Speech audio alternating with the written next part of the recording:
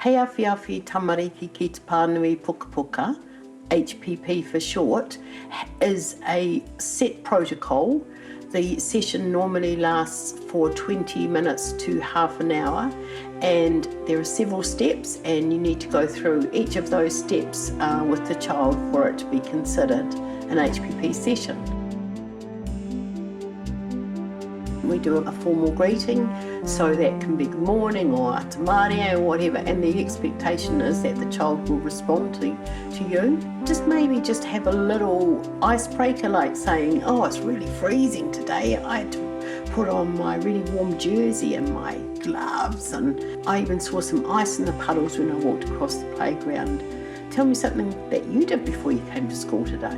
So that's just a kind of just getting that pattern established that you know, to and from. Remember, each time we start our sessions, Pippi, we start by saying hello to each other. So I'm going to say, good morning, Pippi. Good morning, Mama. Oh, that was beautiful. I loved it. Yeah, very good. And you remembered who I was. Good morning, Max. Good morning, Sheila.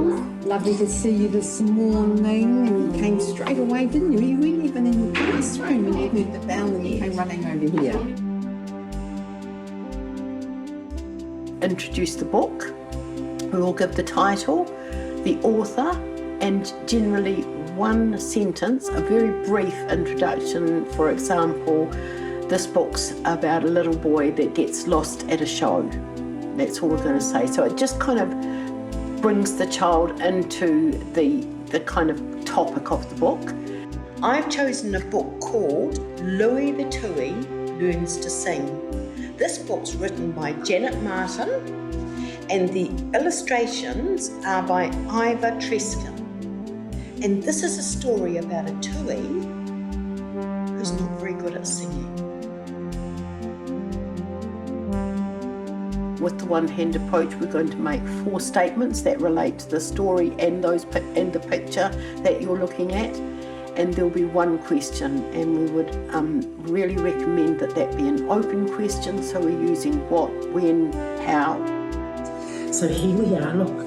The boys have come down to the sea, they've put the waka into the water, and the team is now standing quietly as the coach says a karakia.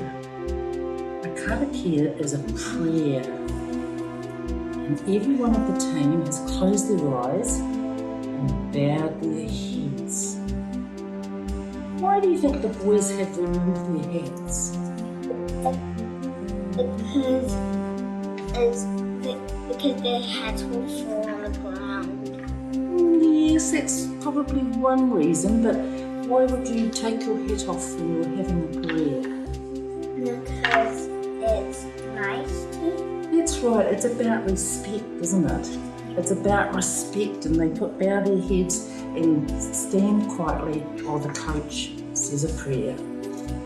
Annie is playing a beautiful song, and some of the kids have come to listen to her song. It gets smaller. I know. It's smaller, bigger, and bigger. See how the kids are lying on the grass? One of these kids has crutches because it looks like they've hurt their leg. Why do they need crutches? To lift the leg up. To help them lift their leg up. That's right, to help them balance. Dad is now in the kitchen. Mum's got some bandage out of the first aid box. The brother is watching what's happening. In front of Dad is a hot cup of mutton tea, or it could be coffee, I'm not sure. I know this. Hot chocolate. Oh, hot chocolate. Why is the dog with his paws up on the table? No, I know. I'm looking at the dad's farm. Read the text. We usually try to do that in a really fun way, you know, using lots of expression and trying to really engage the child with the story. Mum, set up the computer. Here she is, said Mum. Aroha saw Nanny's big smile. Kia ora, Aroha, said Nanny. Nanny talked to Aroha about her? You doggy.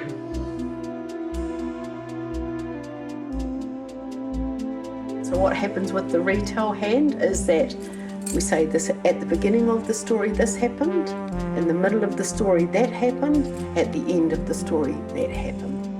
So remember what we're going to do now is we're going to do the retell. And remember the retell is what happened in the beginning, what happened in the middle, and what happened at the end, right? So in the beginning, the boys gathered together in the morning and to complete the waka arm race. In the middle, they paddle hard and fast and together as a team, and they win the race. And at the end, they get a medal each, and they all go home. They're tired, they're feeling happy. And that's the going right? So remember now, you have to tell me at the beginning, in the middle, and at the end. Can you do that? Your turn.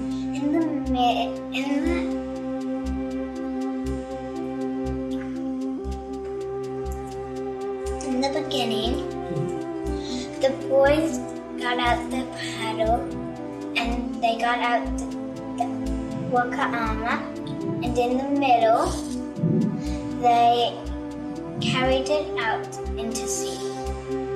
And they sang a song, and they took off their hats. That's right, that's when they did the karakia, didn't they? Yeah. And then they went off paddling, and they won the race, and they got, in the end, they got a gold medal. That's right.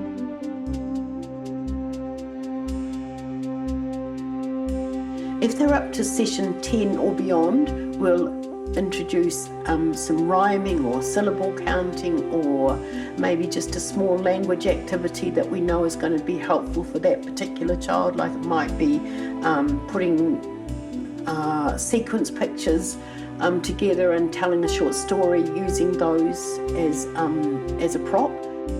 So can you please tell me what she's doing in this picture? What is she doing? Climbing. Yes. Now I'm almost there, and then slide, Yes. and then jump. Now I'm hop off. Oh, she's coming down and now she's going to hop off.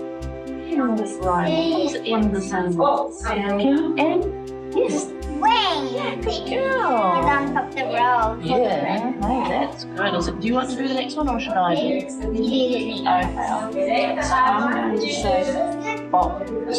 And box. Yeah, box and box. You're really good at this.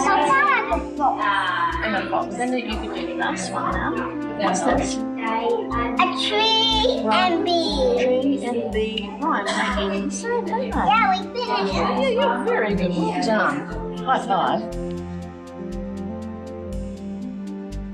We'll do the stickers on their certificate. That's quite a big deal, and they get to choose their sticker. We write the book. I generally write the book on their certificate as well, so that we've kind of got a ready record of the books that we've covered during their sessions. And then we'll move on to the end of the session where they will choose their sticker. We'll write the book they've done, put the sticker on their certificate, and we'll formally farewell each other. Hey, that's a big sticker. Hey? What have you chosen? What sort of truck? A big dump truck. Wow, that goes over onto yesterday's sticker. I think we've finished our little job, haven't we? We're gonna get. I think we probably are. They don't want to come off, so I'm just Let going me do it. to let you do it. Yeah, I will get it off. Okay, that's even better. Look at that. You're gonna, so everyone's going to know Agatha's a star. Some people know that already, don't they? Yeah. And then we do a formal farewell, so it might be ka kite, or see you later, I'll see you tomorrow, and the expectation is that the child will respond to that. And sometimes in the early stages that they're a little bit shy about that, but we practice that every day. The greetings and the farewells are really important, and so we can have a big celebration when the kids get confident enough to do that, especially if they do it without being reminded. That's quite a breakthrough. Thank you so much for coming. See you later. Bye. Bye, Sheila. Goodbye, Max, and we'll see you tomorrow. At the end of the session, it's important that the tutor records the date and the name of the book on the child's certificate. When they put their sticker there, you will have those 3 things recorded. Once the child leaves, the tutor records the session on their attendance sheet. They'll put the date and the title of the book, and they'll write a brief comment. Child more confident with retail, introduced rhyme today, went over body part names.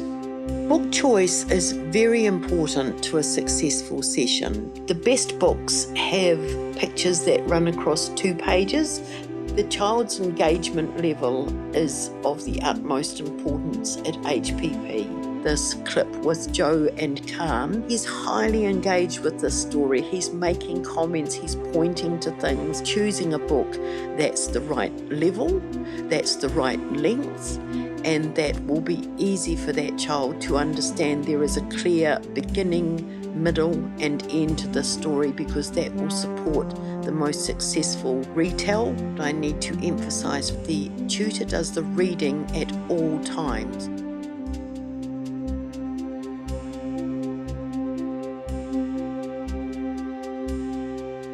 Pippi, when someone comes over and says it's time for HPP, how do you feel?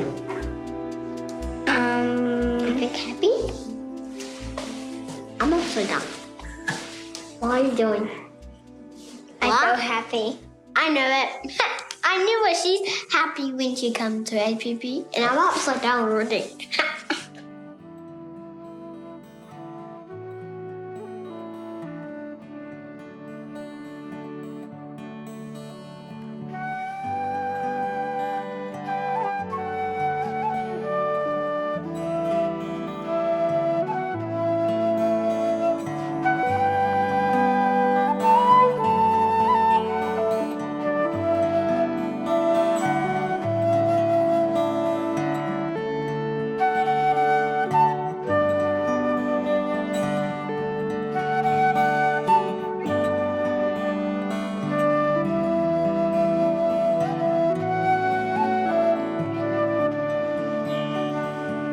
Don't underestimate these kids. They have a huge amount of potential and intelligence, and they have stories. Every one of them has stories. What we can be incredibly helpful in is getting them, confident and to have the words to tell those stories.